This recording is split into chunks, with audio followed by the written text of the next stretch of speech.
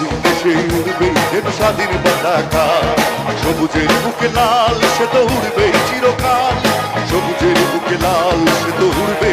মহান বিজয় দিবস উপলক্ষে বিএনপির উদ্যোগে অনুষ্ঠিত হলো সবার আগে বাংলাদেশ কনসার্ট। মানিক মিয়া এভিনিউয়ে জমকালো আয়োজনে জনপ্রিয় দেশীয় শিল্পীদের পরিবেশনায় পুরো এলাকা জনসমুজে পরিণত হয়।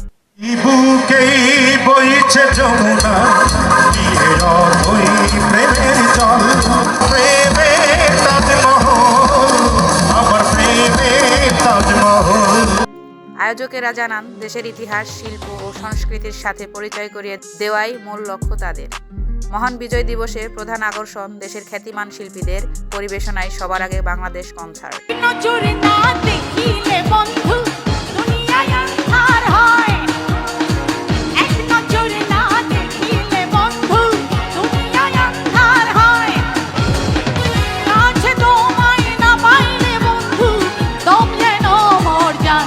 বন্ধু তুমি কই কই রে, এ প্রাণ বুঝি যায় রে।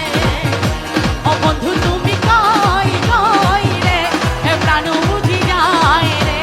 দুপুরের পর থেকেই জনস্রোত সামাল দিতেই হিমশিম খেতে হয় প্রশাসনকে। বাদ ভাঙ্গা আনন্দে গানের তালে তালে নেচে গিয়ে গান উপভোগ করেন দর্শনার্থীরা।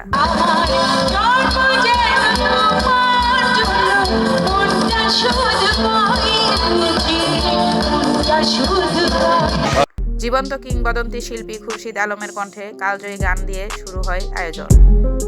এরপর কনক চাপা, আসিফ আকবর, মনির খান, ইমরান, প্রীতম সহ জনপ্রিয় শিল্পীরা দর্শক মাতান।